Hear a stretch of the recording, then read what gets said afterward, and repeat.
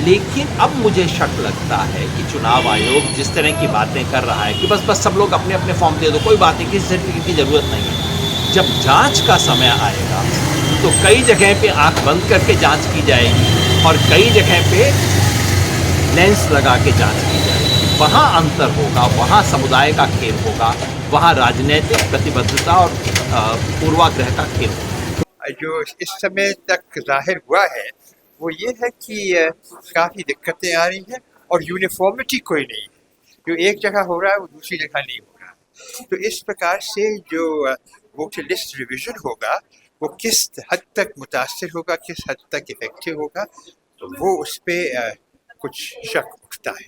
वो बिलो जो था वो जल्दबाजी में फॉर्म लेकर के चला गया।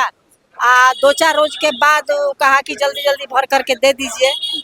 तो पहले तो हम उसको खदेड़ रहे थे कि हम ये लोग नहीं भर करके देंगे, क्यों फॉर्म दे रहा है, फर्जीवाड़ा है। तो नहीं माना, कहा कि हम लोगों की नौकरी चली जाएगी। पैसे की बात कहाँ से है? कैसे पैसा मांग रहा है फार्म भरने के लिए कि हम फार्म भरेंगे तो हम पैसा लेंगे। तो हम मूर्ख आदमी हैं तो हम दे दिए।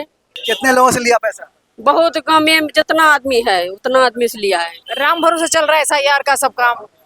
मतलब मिला, फॉर्म भरा है तो भी ठीक, नहीं भरा है तो भी ठीक। नहीं कुछ न भर लगे, आप पूछबो नहीं का हम यहो नहीं बतबे से लोग के कि हम सब वोटर कार्ड बनबे छिए नया की, और कुछ नहीं बतल के, खाली ऐसे आधार कार्ड के नंबर और साइन करवल के।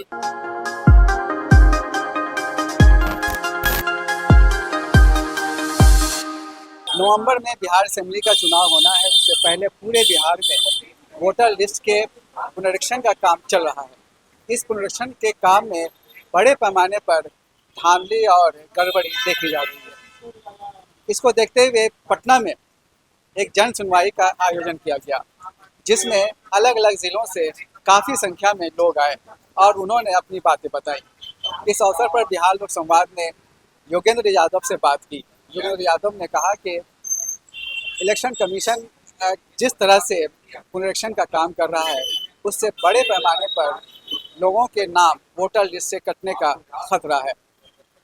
देखिए, ये जो आदेश है चुनाव आयोग का, ये अभूतपूर्व आदेश है। पिछले 75 वर्ष में ऐसा कुछ कभी नहीं हुआ भारत के इतिहास में कि लोगों से कहा जाए कि तुम अपना फॉर्म भरो वोटर लिस्ट में आने के लिए, और प्रिजम्पशन ये हो कि भाई तुम नागरिक नहीं हो, तुम साबित करो कि तुम कैसे नागरिक हो। ऐसा आदेश आज तक भारत के किसी राज्य में कभी नहीं आया।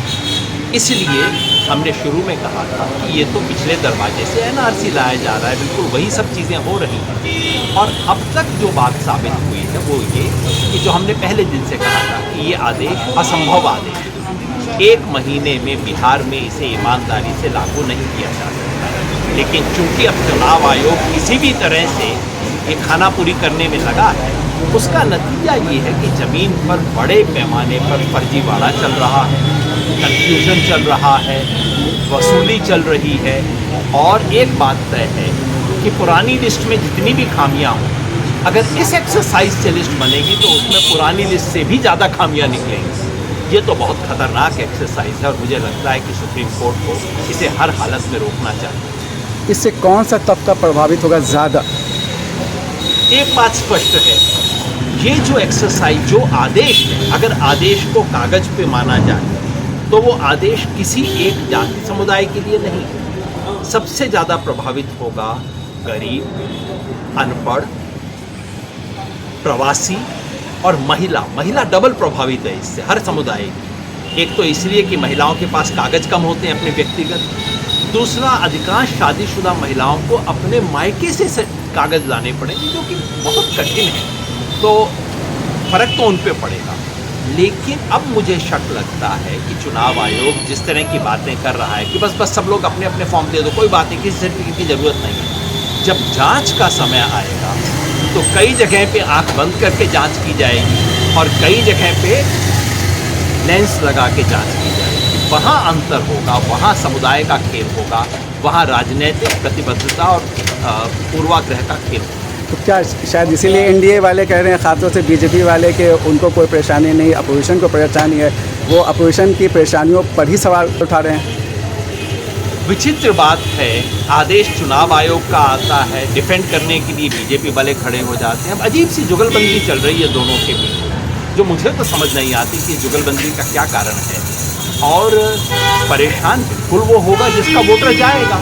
और बिहार में अगर आप देखें कि सबसे गरीब प्रवासी लोग किसे वोट डालते हैं, तो जाहिर है जो ऑपोजिशन है, खासतौर पे माले है, राजद है, कांग्रेस है, उनका वोटर ज़्यादा प्रभावित होगा। वो शिकायत कर रहे हैं, स्वाभाविक है। लेकिन मुझे लगता है ये मामला केवल बिहार का नहीं है, ये पूरे देश का है, असंवैधानिक है। इसका सभी पार्टियों को सिद्धांततः विरोध करना चाहिए। हमने पूर्व मुख्य सूचना आयुक्त वजाहत हबीबुल्ला से भी बात की। उन्होंने कहा कि इलेक्शन कमीशन जिस तरह से काम कर रहा है उससे उसकी साख पर पट्टा लगा है। जो इस समय तक जाहिर हुआ है वो ये है कि काफ़ी दिक्कतें आ रही हैं और यूनिफॉर्मिटी कोई नहीं है। जो एक जगह हो रहा है वो दूसरी जगह नहीं हो रहा। तो इस प्रकार से जो वोटर लिस्ट रिवीजन होगा वो किस हद तक मुतासर होगा, किस हद तक इफेक्टिव होगा, तो वो उस पर कुछ शक उठता है। अभी तक जो जाहिर होता है तो उससे लगता है कि बहुत जो डिसऑर्गेनाइज्ड है। जो एक जगह वो सिर्फ आधार कार्ड मांग रहे हैं, दूसरी जगह कोई 4-5 डॉक्यूमेंट्स मांग रहे हैं। कुछ ऐसे डॉक्यूमेंट्स हैं कि आमतौर से एक ग्रामीण नागरिक के पास शायद होंगे नहीं। तो ये अब हमें जांच करना होगा कि ये किस हद तक मुतासर है कि नहीं है, और इसकी करने की आवश्यकता भी थी कि नहीं थी। खैर ये तो इलेक्शन कमीशन ने इस नतीजे में पहुँचे, उन्होंने सोचा होगा कि इसकी ज़रूरत है। लेकिन इस प्रकार से करना और इलेक्शन के बस पहले ही, तो इससे कुछ शक उभरता है कि ये क्या इसकी आवश्यकता थी कि नहीं। अब हम उन लोगों से बात करेंगे जो इस जन सुनवाई में आए हैं और इन्होंने यहाँ आकर अपना तजुर्बा बताया कि फॉर्म भरने के साथ उनके साथ क्या हुआ। जी क्या नाम हुआ आपका? नरेंद्र सिंह। कहाँ से हैं? बस कैसा अनुभव है? हम लोग बीएलओ आए, हम लोग यहाँ फार्म दिया और कहा कि आधार कार्ड भी है तो दे दीजिए। फार्म भर कर साइन कर दे दीजिए। कौन कौन सा डॉक्यूमेंट लगाया? खाली नाम और आधार कार्ड, बाकी कुछ नहीं दिया? उसने कुछ रिसीविंग भी दिया? कुछ नहीं। कुछ नहीं दिया। कुछ जी आपका क्या नाम है? डॉक्टर उषा सिंह। कहाँ से आप? घर तो कोचस है, कोचस प्रखंड है और जिला रोहतास है। आपने फॉर्म भरा है? जी जी। अच्छा, ये बताइए किस तरह से भरा? फॉर्म में एक ही फॉर्म दिया था, वो नियम के अनुसार 2 चाहिए लेकिन 1 दिया था। और फॉर्म में माता का नाम और पिता का नाम, उसमें एपिक नंबर वगैरह देना था, माता वगैरह का तो था नहीं लेकिन दिया गया। इसके बाद वो आधार कार्ड का नंबर हम दिए हैं और साइन कर दिए हैं, बस। कोई डॉक्यूमेंट नहीं दिया? नहीं, डॉक्यूमेंट कुछ नहीं, आपको रिसीविंग भी नहीं मिला? कुछ नहीं मिला। अच्छा, वो बिलो जो था वो जल्दबाजी में फॉर्म लेकर के चला गया। 2-4 रोज के बाद वो कहा कि जल्दी जल्दी भर करके दे दीजिए।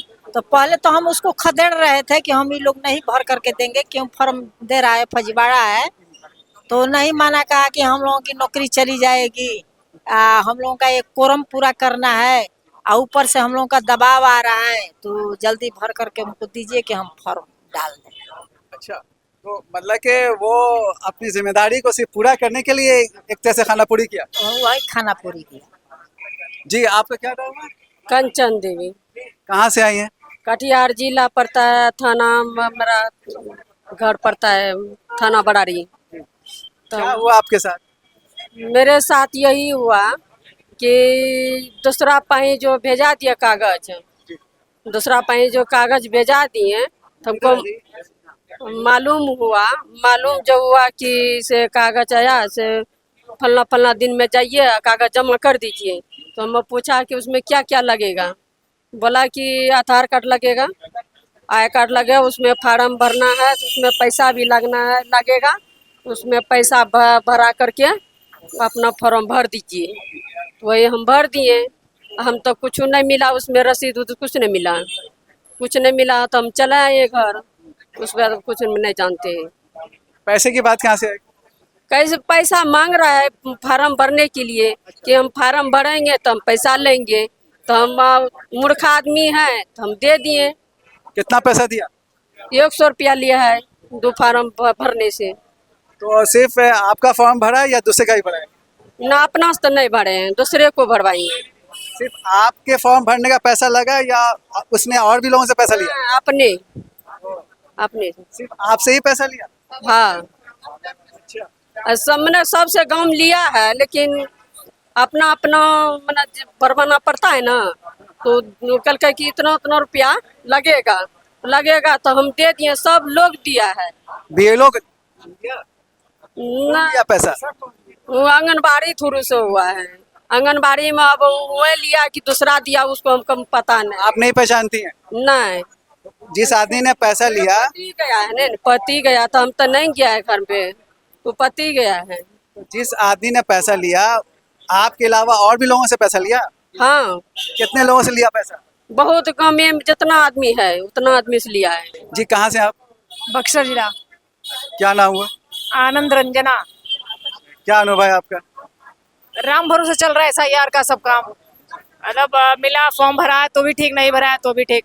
हमारे पास BLO आया तो हमने पूछा कि क्या चाहिए, तो बोला मैट्रिकुलेशन का आप सर्टिफिकेट का 2 कॉपी दे दीजिए और सिग्नेचर और आधार नंबर दे दीजिए, बस यही लिया। लेकिन अदर जगह जब मैंने पता किया तो जिनके घर में जो इस बार वोटिंग करेंगे, जिनका 18 पूरा हो रहा है, उनके लिए कोई फॉर्म नहीं दे रहा है। वो सब ये पूछ रहा है कि पहले आपका फॉर्म, पहले आप वोट देते थे कि नहीं देते थे? हाँ देते थे, बस उनसे ले रहा है आधार नंबर, किसी का बैंक का खाता नंबर ले रहा है और किसी से वोटर ID का ही वही लगवा के लेके चला जा रहा है। मतलब राम भरोसे अनसर्टेन है सब कुछ। जी क्या नाम हुआ आपका? मुन्नी देवी, कहाँ से हैं? जिला अररिया से और नरपतगंज प्रखंड से। क्या मामला आपका? मामला कुछ नहीं छे, ऐसे भिलो अइले, केकरो जानकारी नहीं दिलके, अचानक बोलले कि हमरा सबके बोला और आधार कार्ड लेने जा, आधार कार्ड के नंबर भी लेलके और वहाँ पर मोबाइल नंबर लेलके और सबसे साइन भी करवेलके। जे लोग नहीं रहे घर में, जे लोग मजदूरी करने के लिए चल गए तो उ लोग नहीं रहे घर में, तो ओकर कागज, ओकर आधार कार्ड के नंबर नहीं भरेलके, नहीं ओकरा से साइन करवेलके।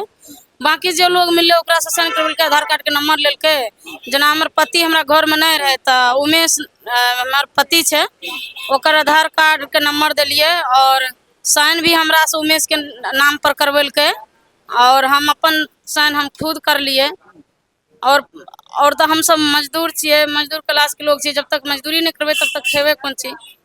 तो जे लोग, हमार ससुर भी चल गए मजदूरी करे के लिए, तो हमार ससुर के भी फॉर्म अभी तक जमा नहीं लेके, 10 दिन भए गए, अभी तक नहीं बिलो फोन करलके और नहीं कागज ले ले। कुछ रिसीविंग या कुछ नहीं दिया? कोई कागज नहीं देख के नहीं रिसीविंग दिलके, नहीं कुछ के बारे में बतेलके या नहीं PPI नंबर कुछ नहीं मांगलके, ऐसे खाली आधार कार्ड के नंबर लेलके और साइन करवेलके। और कुछ आप लोगों के सामने कुछ नहीं भरा? नहीं, कुछ नहीं भरलके। आप पूछबो नहीं का, हम इहो नहीं बतबे से लोग के कि हम सब वोटर कार्ड बनबे छिए नया की, और कुछ नहीं बतेलके, खाली ऐसे आधार कार्ड के नंबर और साइन करवेलके। आप लोगों ने कोई कागज भी नहीं दिया? आधार कुछ नहीं? कोई कागज नहीं दिया, कोई कागज नहीं। तो आपने देखा कि ये 3-4 लोगों ने बताया कि ये पूरा काम जो SIR का है वो राम भरोसे चल रहा है, जहाँ एक तरफ डॉक्यूमेंट के नाम पर खानापूरी हो रही है, एक तो ये कि डॉक्यूमेंट पूरी तरह से मांगा नहीं जा रहा है, BLO खुद से ही फॉर्म भर दे रहे हैं। इसके अलावा ये भी हो रहा है कि पैसे की भी मांग हो रही है, लोग पैसा ले रहे हैं और सिर्फ 1-2 आदमी से नहीं बल्कि बड़ी संख्या में जो लोग फॉर्म भर रहे हैं वो पैसा ले रहे हैं। ये वाकई एक बहुत बड़ी चिंता की बात है। जन सुनवाई की ज़रूरत और उसकी फाइंडिंग्स पर हमने इसके आयोजक से भी बात की। बिहार में जो SIR चल रहा है उसी को लेकर आज ये जन सुनवाई है, जिसमें 17 जिलों से लोग आए हैं, प्रभावित लोग आए हैं, जिनको कुछ न कुछ परेशानियों का सामना करना पड़ रहा है। इसके अलावा ये बात आई है कि कुछ लोग छूट रहे हैं जो बाहर काम कर रहे हैं। उनसे जब बातचीत की है टीम ने, उसका भी वीडियो दिखाया गया था, तो वो कह रहे हैं कि हमने फॉर्म सबमिट तो नहीं किया है क्योंकि वो बाहर है, लेकिन उनका फॉर्म सबमिट हो गया है, यानी कोई ना कोई उनके तरफ से साइन करके फॉर्म सबमिट कर चुके हैं। तो ऐसी बात आई है। कुछ जगह ये बात आई है कि परिवार में अगर 5 वोटर हैं तो 2 ही का फॉर्म मिला है, 3 का नहीं मिला है, या 3 का फॉर्म मिला है, 2 का नहीं मिला है। देखिए, जन सुनवाई में तो ये स्पष्ट रूप से निकल के भी आया कि ये ऐसी कोई बात नहीं है। जहाँ यहाँ से लोग आए हैं उन्हें तो ये बात का कोई इल्म नहीं है कि घुसपैठी आ गए हैं। लोगों ने कहा कि इतने दिन से रिवीजन चल रहा है और सरकार ने, चुनाव आयोग ने खुद पार्लियामेंट में भी कहा है, पहले भी कहा है कि उन्हें कोई ऐसा व्यक्ति उन्होंने निकाला नहीं है वोटर लिस्ट से जो वो जानते हो कि कहीं बाहर का है। तो ऐसी जानकारी तो किसी के पास है नहीं, वो जानकारी कैसे होगी? सिर्फ चुनाव आयोग ने एक स्टेटमेंट दिया था, उस स्टेटमेंट में भी डिटेल्स नहीं है कि लोग जाके पता कर सके। तो ऐसी समस्याओं पर लोग कुछ समझ में नहीं आ रहा है उनको कि ऐसा क्यों बोला जा रहा है। उनके आसपास तो ऐसी बात नहीं है। जन सुनवाई का असल मकसद लोगों को हो रही परेशानियों से सरकार को और इलेक्शन कमीशन को अवगत कराना है।